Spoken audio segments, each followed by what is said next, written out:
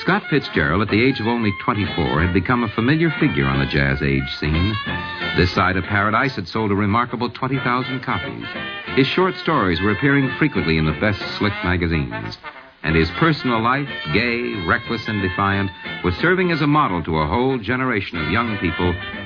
Scott Fitzgerald was endowed by nature with a gift that very few writers are able to acquire. That is the sense of living in history. It was as if all his story described a big dance to which he had taken the really top girl, and as if he stood at the same time outside the ballroom, a little Midwestern boy with his nose to the glass, wondering how much the tickets cost and who paid for the music.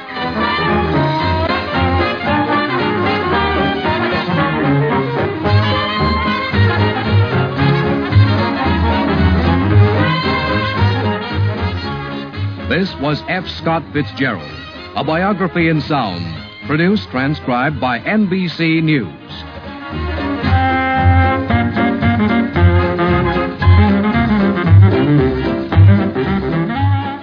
I'm Kenneth Banghart, and that music? There's no doubt about it. That's from the 20s. The golden razzle-dazzle 20s of the flapper, the hip flask, and the raccoon coat.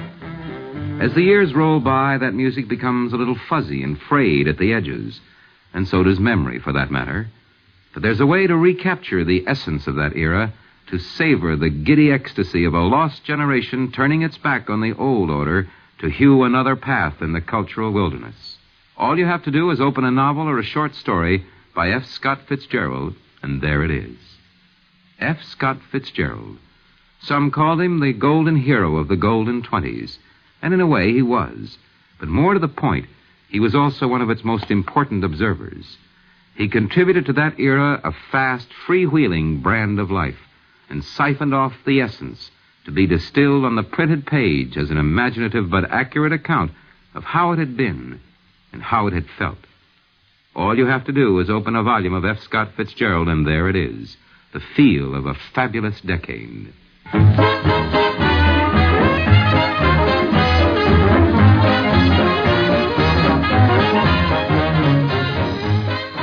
There was music from my neighbor's house through the summer nights. In his blue gardens, men and girls came and went like moths among the whisperings and the champagne and the stars. Some lines from Fitzgerald's novel, The Great Gatsby. The man with the book, actor Everett Sloane.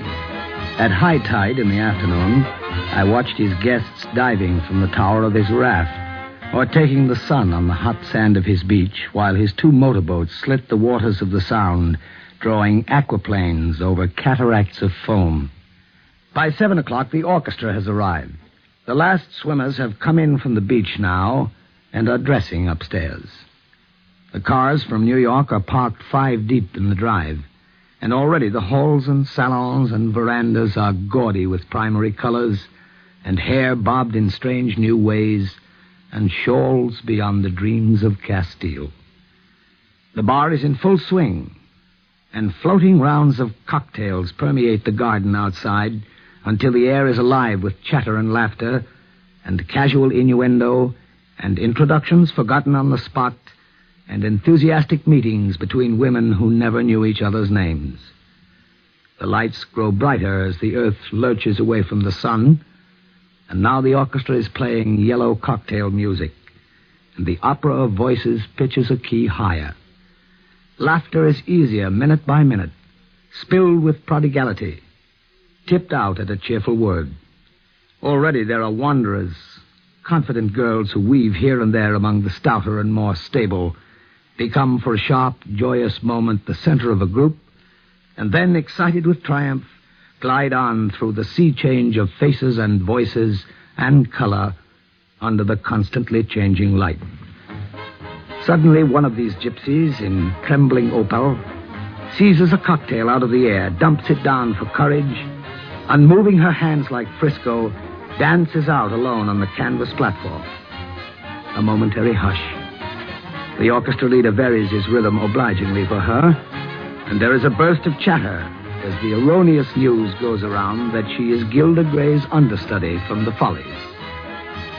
The party has begun.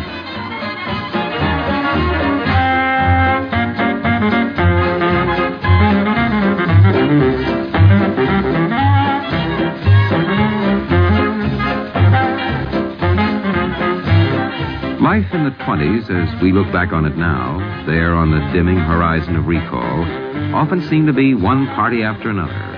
If we didn't go to them ourselves, we heard about them, or, like as not, read about them in a Fitzgerald story. But what about Fitzgerald himself? What was he like? Almost everyone agreed he was as handsome as a matinee idol. But beyond that, there were many variations, many voices, many viewpoints. Scott was probably the most charming man that I've ever known. He loved to talk. He was a man full of life, really. Ideas occurred to him with great rapidity. Some of them good, some of them bad. I suppose, in a way, a manner of speaking, he is, or was, the last of the romantics. He was not only almost too handsome, but he had great vivacity. He was very well informed and, of course, brilliantly read. He had curly hair and was one of the first to wear the crew cut. He had a very cold blue eye, so blue that it was almost green. His lips were thin, bloodless. His mouth always looked as dry as a bone. He thought that money was to spend, and he did spend it. Scott knew he was going to be a writer. There was no boasting about it. He just had the feeling in him. Yes, he did have that feeling. Almost from his childhood days in St. Paul, Minnesota, Fitzgerald knew he was going to write. A companion of those boyhood days was Cecil Reed, later to become a St. Paul insurance man. I grew up with Scott from the year 1907 or 8, and was a very close friend of his from that time through the First World War. Even in those days, Scott was a great leader and organizer in any group that he was associated with. I remember very well his organizing our 11-year-old football team, which he starred as left halfback. And I'm not so sure, but that his first play was not produced in my third-floor playroom. During the summertime, I suppose he spent most of his weekends with me out at White Bear Lake. Mother would put 5 or 6 army cots out on the front porch, and any of my friends were welcome to spend the night. I can well remember lying awake talking to Scott as to our futures. Of course, at that age, our futures went very little beyond college days, and Scott planned to go to Princeton. He knew what club he wanted to join at Princeton, and he hoped to write a show for the Triangle Club at Princeton. And it's rather interesting that he accomplished all 3 of these things. Unfortunately, he was never able to act in the Triangle productions of his because he was never scholastically eligible. I guess no man is in a better position to know that than John Biggs, Jr. Today, he's Chief Judge of the 3rd Judicial Circuit. In the time around 1913, he was Scott Fitzgerald's roommate. I think probably as a student, he was not a great success.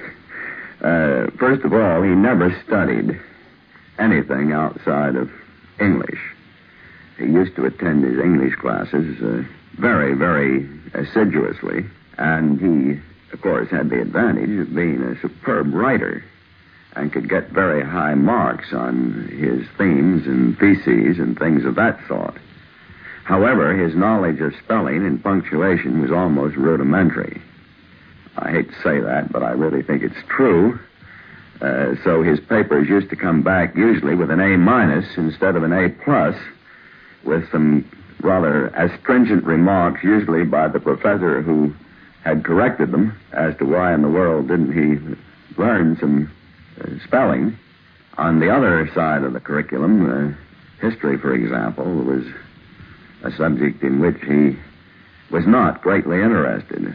And I doubt if he ever cracked a history book, as the saying goes. And, of course, he would invent his history for an examination as he went along. And some of it was startling, and I think probably better than the original. But the professors, particularly Professor Hall at Princeton, took an exceedingly dim view of history, delivered extemporaneously. Of course, the time Fitzgerald failed to lavish on his subjects was not wasted, not from his point of view. He began to write for the campus undergraduate publications and for the campus dramatic society, the Triangle Club. As New York advertising executive Robert Buechner recalls, I can think of several stories that appeared in this side of Paradise that I believe happened, probably had been embellished by him. The one favorite one that Princeton men obviously love to tell is at one scene in the Triangle Club, which is the amateur undergraduate show at Princeton. He had sitting in the front row of the show about 6 of the most disreputable-looking tramps that he could find. And on the stage, in a pirate scene, the pirate mentioned Skull and Bones. And Skull and Bones being a very secret society at Yale, so secret that the members are supposed to leave the room when Skull and Bones is mentioned. So at the word Skull and Bones from the stage, these 4 tramps got up from the front row and walked out of the theater.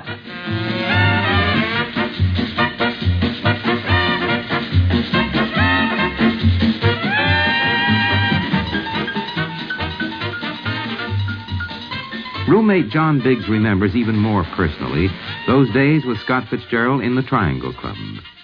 He wrote many lyrics for the various Triangle shows, and his lyrics were extremely good, almost professional. In fact, I would say they were professional in quality. I remember that in 1917, a friend of mine named Frederick Bohmfalk of New York and I wrote a Triangle Club play called Safety First. I think the less said about that particular play, probably the better. But Fitzgerald did the lyrics for it, and the lyrics were really very good indeed. Princeton at that time did not have the McCarter Theater, and all of the rehearsals took place in a rather large room called the auditorium. There was no gallery, and we used to have to put our lights up on a light tower. And during the latter stages of the rehearsal, Fitzgerald and I used to sit on that light tower and quarrel bitterly as to whether the audience was laughing at his lyrics or the lines written by Freddie Bohmfalk and myself. In retrospect, I have no doubt that his lyrics were far superior to any lines that I have ever written. Another recollection of the Triangle Club, and again, Judge Biggs. Fitzgerald made up magnificently as a woman, which was an odd business because he really was totally lacking in any effeminate or really feminine characteristics. But when he had been padded and spliced out in the proper places, he really was phenomenally good looking. And they used to take stills for these Triangle shows, still pictures by way of advertisement. And they took one of Fitzgerald sitting on a sort of a pedestal. He was quite startlingly handsome and showed a good deal of cheesecake. And that picture was included in the stills, which I left around my room at my father's house. My mother came up and saw this particular picture of Fitzgerald and decided that her son was associating with evil companions, tore it into a great many pieces, and threw it in a wastepaper basket. When she suddenly realized that it was a picture of Fitzgerald, so she dug the pieces out, and the poor lady spent several afternoons gluing them together on a board to preserve this picture. It was a good life there at Princeton, despite the threat of borderline grades. And despite the predictions of cynics, it was a chronic illness that forced Fitzgerald out of school in 1917. Then, after a quick recovery, he found himself in the Army, a wartime second lieutenant stationed at Montgomery, Alabama. It was there he met Zelda Sayer, his future wife. She was very beautiful in an unusual way. That's Gerald Murphy, longtime friend of the Fitzgeralds in New York and on the Riviera. She had rather a very powerful hawk-like expression. Very beautiful features, not classic, and extremely penetrating eyes, and a very beautiful figure, and she moved beautifully. She had a beautiful voice, as some, and I suppose most Southern women do have. She had a slight Southern accent. She had a great sense of her own appearance and wore dresses that were very full and very graceful, and her sense of the color she should wear was very keen. She had a great head of tousled hair, which was extremely beautiful, neither blonde nor brown. And I always thought that it was remarkable that her favorite flower was a peony.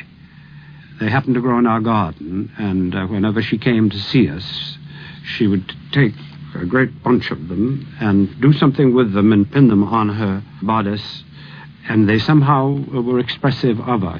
Her mind worked in a most interesting way. She almost never said anything indifferent, or certainly nothing ever silly. And her angle of vision and her perception was very personal. After the war, Fitzgerald never went overseas, came his engagement to Zelda, broken off when Scott returned to civilian life and failed as an advertising writer in New York. Now it was home to St. Paul and a somewhat skeptical family. It was there, as newspaperman Dick Washington recalls, that work went forward on the revision of a rejected first novel, a book retitled This Side of Paradise. It was a difficult job, made no easier by a family which couldn't quite see writing as a serious profession. Dick Washington. During this period, he was not allowed any spending money. And I used to see him practically every evening because we would go over to the corner drugstore and have a Coca-Cola and cigarettes. And in those conversations, I knew what he was thinking about and what his hopes and plans were for this novel. He hoped more than anything that it would be successful because he was in love with this girl who lived in Montgomery, Alabama. And it was rather a Cinderella story because he wasn't sure of what the novel would do, whether it would even be accepted. And when it finally was accepted, he was in ecstasy, you might say. And I remember very well his mailing the manuscript to Scribner's in New York. And he fondled it like a child. He said, "This is my future right here, or it isn't, one way or the other." And then I remember how elated he was when he received a check, $5,000 advance royalties for the novel. And I happened to be going by, and he ran out the door waving this check. And then I knew what it meant to Scott. He left the next day. He couldn't pack fast enough to get on the train to go down to see his future wife in Montgomery.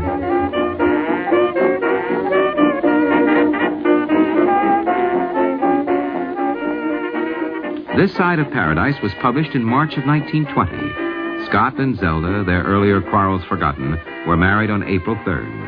And then began a round of parties that were soon to become their trademark.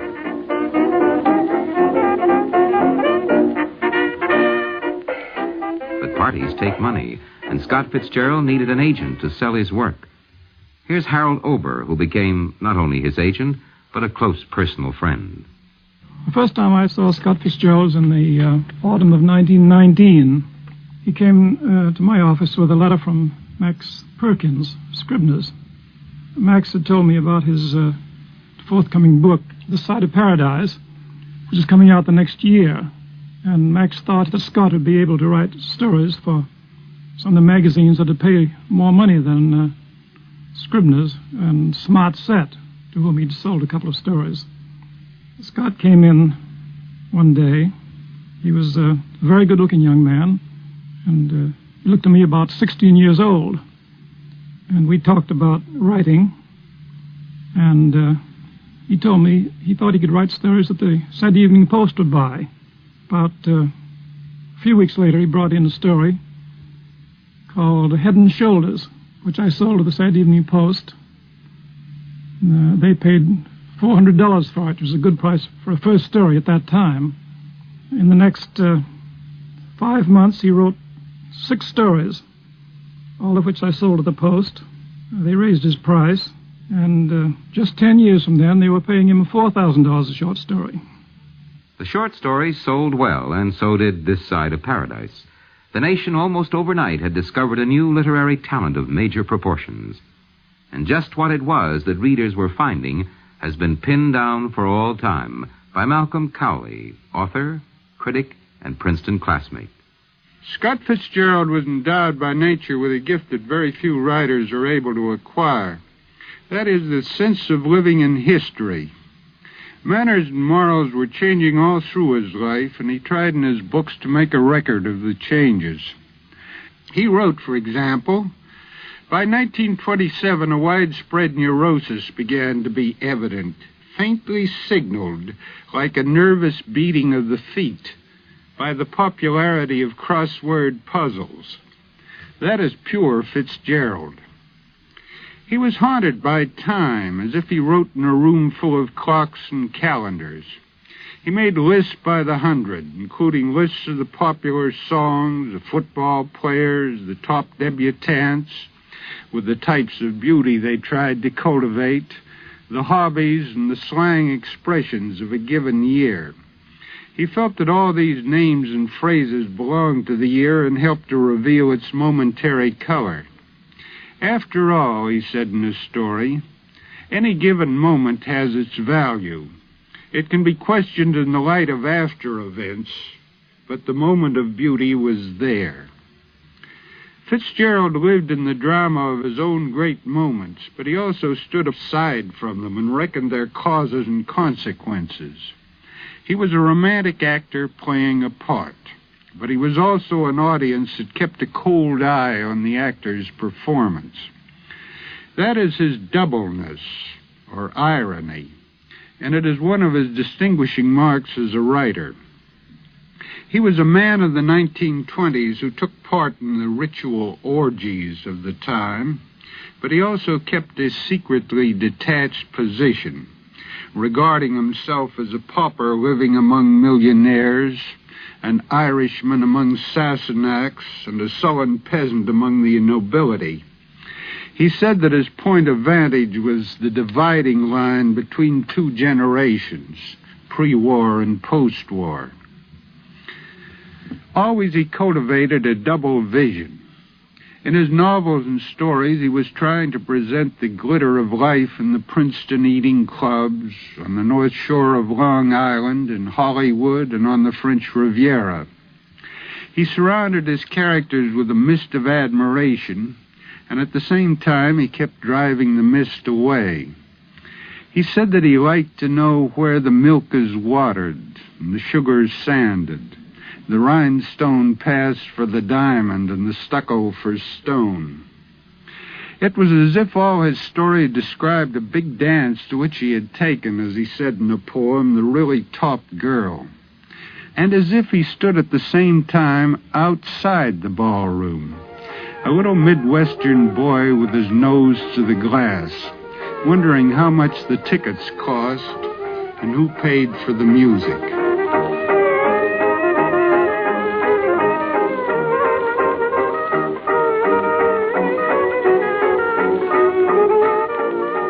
Yes, Fitzgerald's was a rare talent, but to the growing exasperation of his friends and admirers, things kept interfering with his writing, things like parties.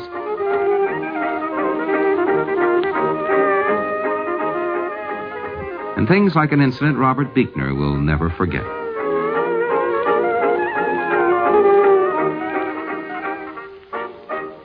I was on the board of trustees of our club, and we, at that time, asked prominent graduates of our club to come down and talk to the underclassmen. And I asked Scott to come down, and he accepted with a great deal of pleasure.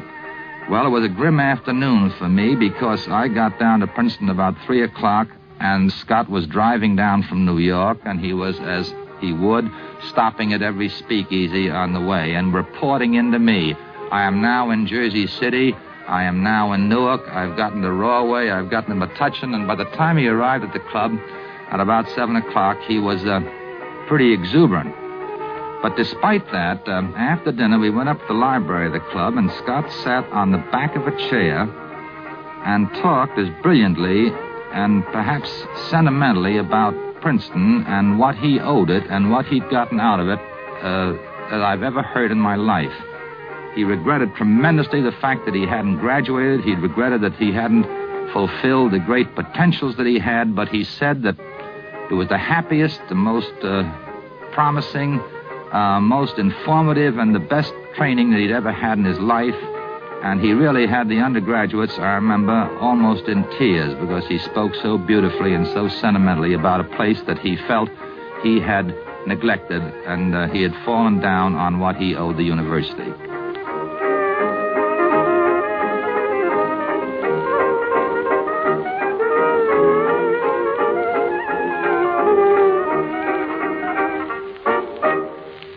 This was F. Scott Fitzgerald. We'll continue after a brief pause for station identification.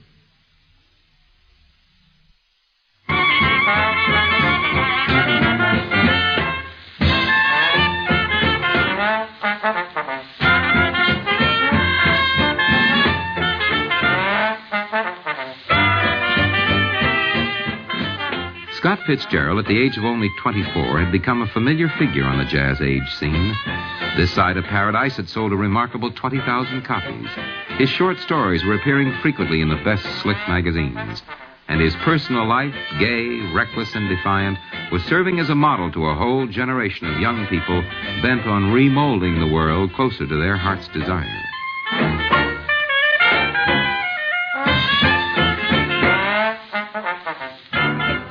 In spite of this fame, though, there was a remarkably unselfish side of Fitzgerald, his interest in discovering new literary genius. And among those he encouraged was a young fellow named Ernest Hemingway. Again, Gerald Murphy. Scott had gotten to know Ernest Hemingway, who was an unknown writer at the time, but was known to be writing. And he felt such a strong admiration for the book of Ernest Hemingway's that had just come out, his first collection of short stories called In Our Time, that he wanted everyone to read it. He gave us the first copy we had of the Ernest Hemingway stories. He wasn't satisfied with until everybody that knew read it. When The Sun Also Rises, which Ernest was working on, came along, Scott felt even more strongly because it was a novel. He felt so strongly about that he turned to Scribner's, who were his publishers, and called their attention to this book. As I recall his telling us about it, Scribner's hesitated to publish anything that was appeared to be as high-powered as Ernest Hemingway's novel, The Sun Also Rises. Scott was irritated and impatient at that and intolerant of it, and took up the cudgels, and he was at that time, I think, dealing with Max Perkins, who was a great friend and admirer of his, and he told us of a famous cablegram which he finally sent after Scribner's showed a reluctance to publish Ernest Hemingway, in which he issued an ultimatum. All that I recall of it was that it ended or else. Whether that cable was the prime reason or not is obscured by now, but the record shows Hemingway soon had a New York publisher, and the publisher was Scribner's. By now, the Fitzgeralds had a daughter to support, a girl everyone calls Scotty. But Scott Fitzgerald also had a new book to bolster his reputation, The Beautiful and Damned. Although it wasn't selling as well as expected, there was still enough money to spend exciting weeks and months almost anywhere. Long Island, the Riviera, Paris. Scott Fitzgerald showed up every so often in Paris during those wild, hectic years after World War I. Henry Wales, Paris correspondent of the Chicago Tribune. He usually didn't stay very long. He would appear suddenly from America, from London, from Italy, looking for old friends and excitement.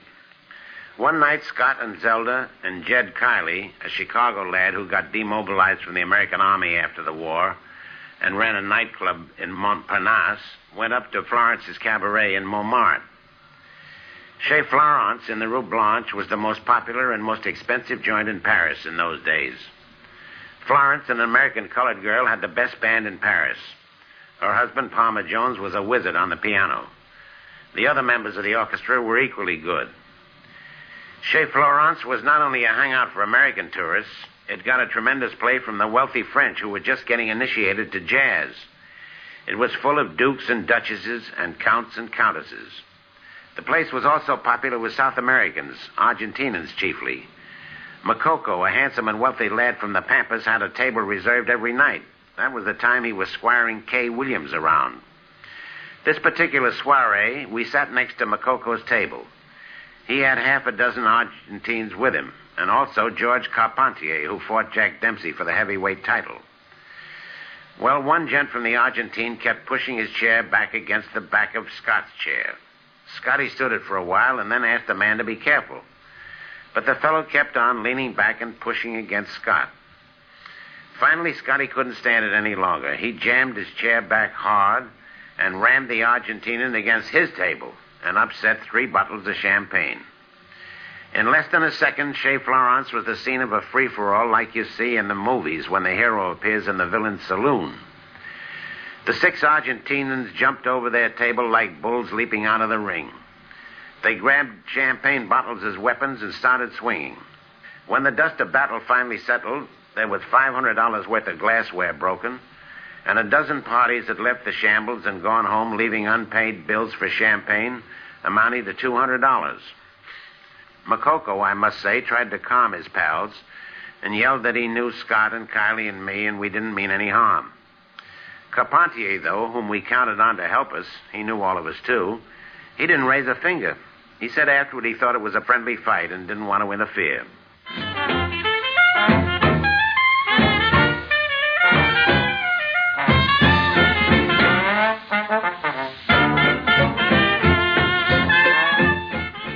Henry Wales remembers the Paris of the nightclubs. There was also another side of Paris that helped shape Scott Fitzgerald's career, a side represented, according to publisher Bennett Cerf, by Gertrude Stein. Fitzgerald himself said again and again that the best thing that happened to him during this period was meeting Miss Gertrude Stein and enlisting her interest in his work.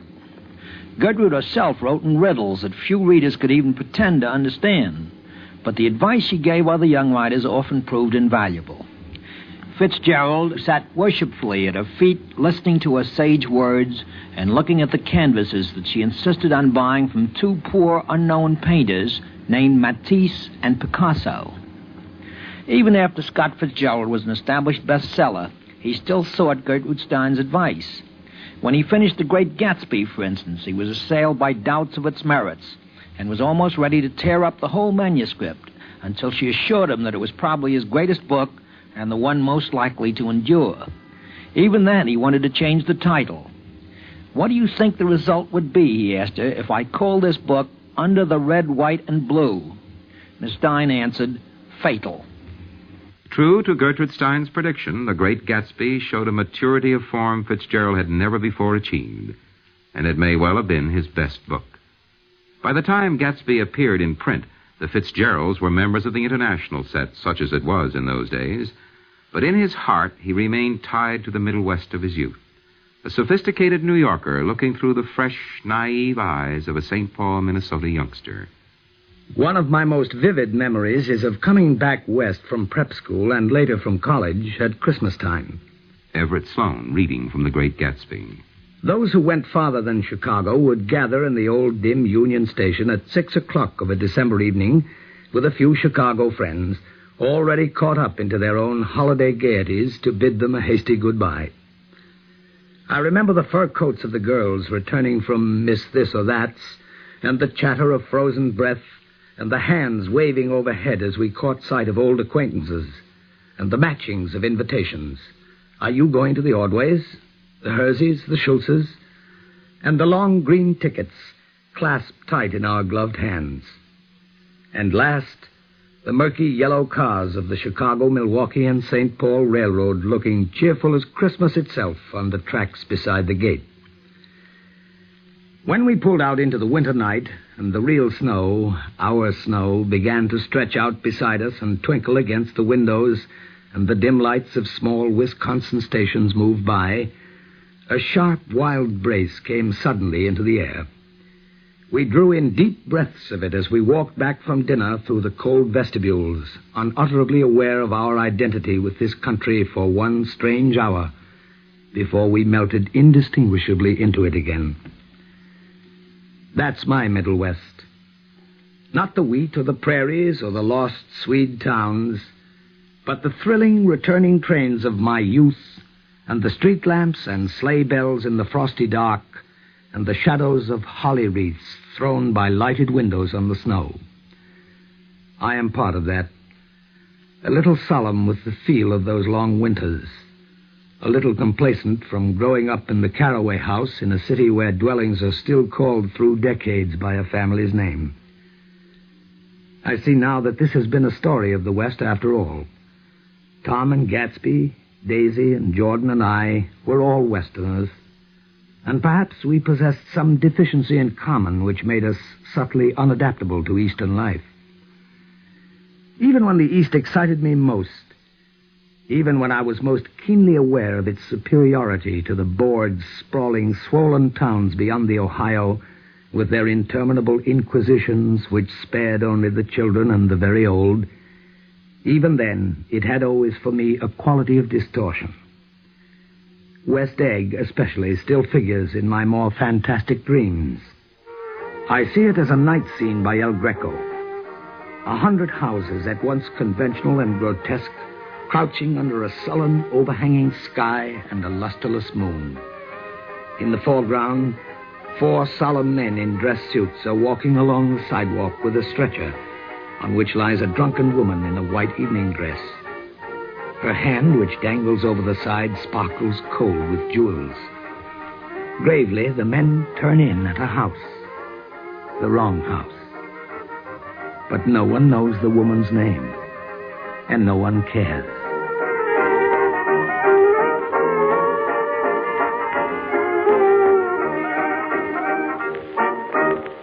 Words that glitter with the icy hardness of diamonds. But they didn't come easy, and you can almost bet they didn't come out like that in the first draft of The Great Gatsby. Once again, Judge Biggs. He had a certain phobia about letting anything go out on paper which was not his best work.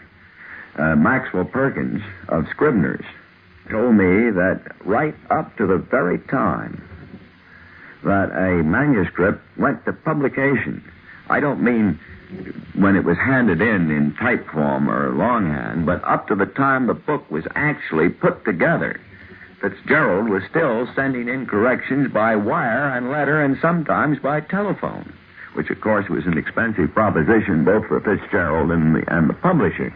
He was all the time trying to improve his manuscript as he worked on it. You find out by looking over his work the most elaborate outlining of characters. I can remember being down at Great Neck when he was working on The Great Gatsby, and I think he must have had an outline of over 60 pages relating to the characters, what Jay Gatsby was like and what Daisy was like and what her husband were like, just exactly as if they were real people and he was gathering notes for a biography. There's another attribute you frequently find in Scott Fitzgerald's works, the use of friends and acquaintances as characters in his stories. Lois Moran of the Movies and Television explains it this way. I suppose that was a conflict with Scott. The love of people, and yet this great urge to write. Consequently, he used all his friends in his books. Lightly disguised. It was pretty easy to recognize everybody. I was in Tender as the Night as Rosemary, and my mother was in it, too. And Mother was very annoyed. She was only about 35 at the time, and Scott wrote about her and said Rosemary's mother was a very charming woman with faded pink cheeks. And Mother said, "Gee, my cheeks aren't faded in the least." She was insulted. Rosemary was an accurate portrait of me at the age of 17, though the circumstances were changed. For instance, I'd never met Scott in Europe. We met in America. And the emotional content was perhaps lifted or built into a bigger thing. But on the whole, it was a very fine portrait, and I was kind of proud of it. Another friend who turned up as a leading character in Tender is the Night. The hero, Dick Diver, as a matter of fact. And that was Gerald Murphy. It came as quite a surprise. We had no realization that he was really drawing on anything that he was doing or any of the people that he knew. He never gave you any sense of that. And you never had any sense that he was looking for material or doing things because he thought maybe he was going to be able to write about them. And it was a great surprise to us. We couldn't help recognizing the setting. And I was amazed that he had noticed the things that he had. One of the difficulties with the book, of course, was that he had the definite belief that my wife Sarah and I and his wife Zelda and himself were a kind of parallel. That was one of the difficulties with the book, because the first part of it has to do with us, and then it shifts in the center to two characters supposedly the same, which are obviously Scott and Zelda, and it fell apart in the center. To my knowledge, he made 8 drafts of that, and I can't help recalling that my wife and I witnessed his destruction of what we were afraid was going to be the last draft, where he went out in a boat and tore it to pieces and scattered it on the waters of the Mediterranean. And we were so afraid that it would not be rewritten. That was the 7th draft, but the 8th he did, and the 8th we have. Tender as the Night came out in 1934. It was written at a time of deep trouble. There was a growing money problem caused in part by high living, but that was almost incidental compared to Zelda's misfortunes. Beautiful, high-spirited Zelda had become ill. The doctor's diagnosis? Schizophrenia. Perhaps curable, perhaps not. Fitzgerald's biographer, Arthur Meisner. Perhaps the finest story Fitzgerald ever wrote, Babylon Revisited, is made out of the grief and guilt he felt for his wife Zelda's mental breakdown. Babylon Revisited was written in 1930, only a few months after this tragic breakdown had destroyed, permanently as it turned out, a relation which meant more to Fitzgerald than anything in his life. Because it came immediately out of the experience, the story is full of that purity and accuracy of feeling which was Fitzgerald's kind of wisdom. In it he says, "Family quarrels are bitter things. They don't go according to any rules. They're not like aches or wounds. They're more like splits in the skin that won't heal because there's not enough material." Quarrel the Fitzgeralds did. They loved each other much too intensely not to. And when they quarreled with a depth of feeling and an intimacy which Fitzgerald is trying to describe in Babylon Revisited. Studying their life together, you feel as if their anger and their love are simply different views of the same feeling. For the very things that made their deep intimacy possible made their quarreling inevitable. They were both gifted and enormously ambitious people, filled with confidence in their ability to conquer the world. They both believed in the possibility of living a life of sustained gaiety and delight, and were prepared to settle for nothing less. As Zelda put it later when she knew better, "We grew up founding our dreams on the infinite promises of American advertising. I still believe that one can learn to play the piano by mail, and that mud will give you a perfect complexion." When Fitzgerald failed to become an immediate success in New York, Zelda temporarily broke their engagement, and Fitzgerald understood and admired her doing so, bitterly unhappy as it made him. Each of them was deeply dependent on the other. Again and again, Zelda pulled Fitzgerald back from the edge of alcoholism, and after he lost her, he was never quite able to pull himself back. Again and again, Fitzgerald saved Zelda from the bitter disappointment of failure by rewriting what she wrote, by using his influence to publicize her paintings, by finding outlets for her restless and very real talents. The difficulty was that each of them was too intelligent not to realize what the other was doing, and too proud not to resent it. Worst of all, each understood the other's resentment and sympathized with it. Fitzgerald once sketched out a story in which the hero saves his wife a disastrous failure with a play by rewriting it for her at the last minute, only to have his wife hate him for it. Fitzgerald had actually rewritten a musical comedy called Scandalabra that Zelda wrote for the Vagabond Players in Baltimore, and this sketch for a story suggests what happened as a result. Yet in the end, the quarrels meant very little, or meant only love.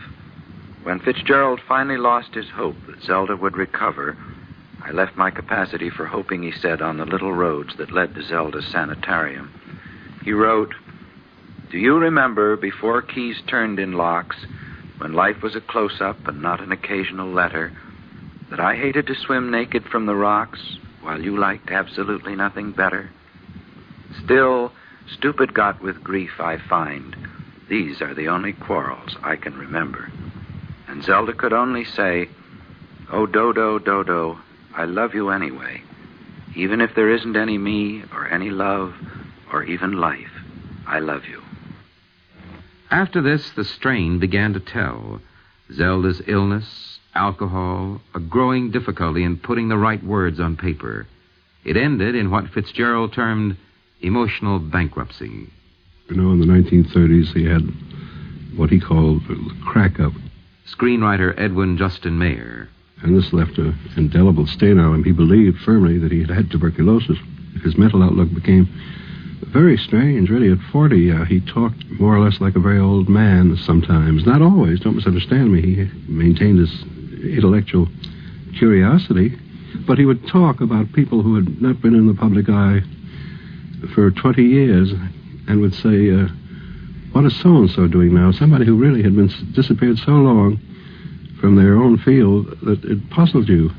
It was as if he'd been slugged, as if he'd been hit over the head and had some sort of a lacunae. This might have been the end of the story for a lesser man, but Scott Fitzgerald, with his ability to live both within and without the social scene, put himself under his own microscope, made an almost impartial analysis of his crisis. It was published in Esquire as an essay titled The Crack-Up. As the 20s passed, with my own 20s marching a little ahead of them, my two juvenile regrets at not being big enough or good enough to play football in college and at not getting overseas during the war resolved themselves into childish waking dreams of imaginary heroism that were good enough to go to sleep on in restless nights. The big problems of life seemed to solve themselves, and if the business of fixing them was difficult, it made one too tired to think of more general problems. Life 10 years ago was largely a personal matter. I must hold in balance the sense of the futility of effort and the sense of the necessity to struggle, the conviction of the inevitability of failure, and still the determination to succeed. And more than these, the contradiction between the dead hand of the past and the high intentions of the future. If I could do this through the common ills, domestic, professional, and personal, then ego would continue as an arrow shot from nothingness to nothingness with such force that only gravity would bring it to earth at last. For 17 years, with a year of deliberate loafing and resting out in the center, things went on like that, with a new chore only a nice prospect for the next day. I was living hard, too, but up to 49 it'll be all right, I said. I can count on that. For a man who's lived as I have, that's all you could ask. And then, 10 years this side of 49, I suddenly realized that I had prematurely cracked. Cracked like an old plate. Sometimes, though, the cracked plate has to be retained in the pantry, has to be kept in service as a household necessity. It can never again be warmed on the stove nor shuffled with the other plates in the dishpan. It will not be brought out for company, but it will do to hold crackers late at night or go into the icebox under leftovers. It was in this mood that Fitzgerald moved to a tourist court in Hollywood. His own debts, Zelda's hospital bills, and the bills for their daughter Scotty at college had to be paid. Screenwriting seemed the answer. The next great novel lay somewhere in the unplotted future. Again, Edwin Justin Mayer. I had not written a play in some years. I was in Hollywood.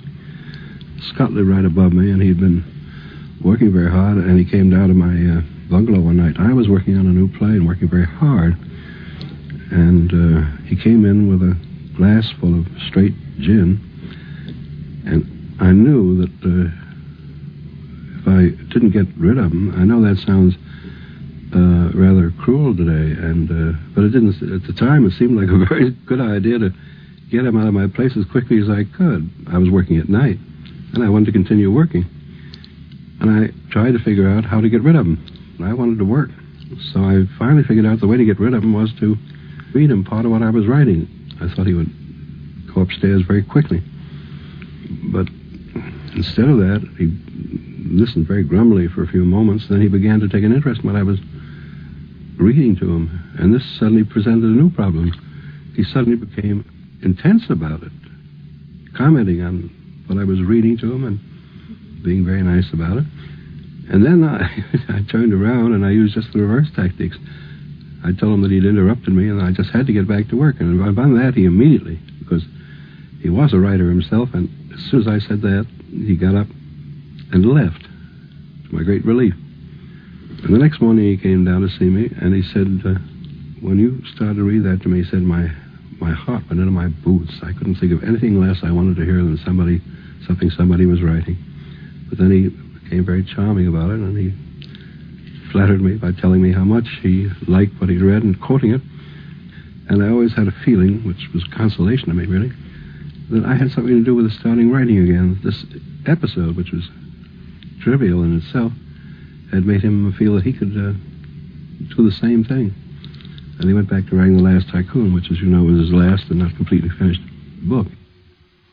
There's another Hollywood writer who recalls The Last Tycoon, screenwriter and author Bud Schulberg. In 1939, Fitzgerald and I became, I think, pretty good friends, and I used to drop in to see him. He was living in a small apartment south of Sunset Boulevard then, and he was working very hard. I was just beginning to work on a novel myself, on a first novel, and I was beginning to see how much work went into it, and every so often I'd go in to see him. And he had great enthusiasm for what he was doing. He wasn't working very fast, but he was working steadily, and he was working according to a very good plan. And it used to strike me then that many people, not all, because he had a few friends left, not too many, but he had a few. But most people thought of Fitzgerald at that time as someone who had shot his bolt and who had lived it up and had burned out his talent. Actually, I don't think he had burned out his talent at all. That this book was coming on very, very well. I only read little bits and pieces of it, so I didn't know, honestly, how well it was coming, because I didn't read the part that was published until, I guess, about the last year of the war, 1945. But I was struck at the time by the artistry of what he was doing. I think The Last Tycoon would have been a great novel. I think it could have ranked with Tender as the Night. And it might have been more planned, because he was, in many ways, in better shape, I think, had more control of his material than he did in those troubled years when he was doing Tender as the Night. The end came during the writing of Chapter 6 of The Last Tycoon. A sudden heart attack in 1940, just 4 days before Christmas.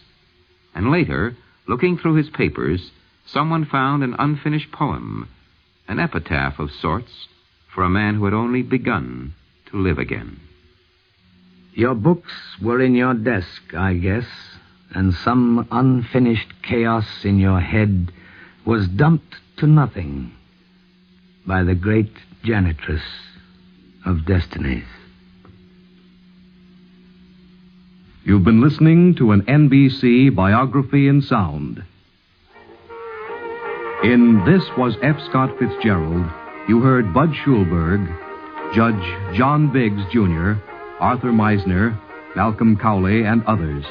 Readings by Everett Sloan. This Was F. Scott Fitzgerald, edited by Bill Hill, has been an NBC News production, under the supervision of Joseph O. Myers.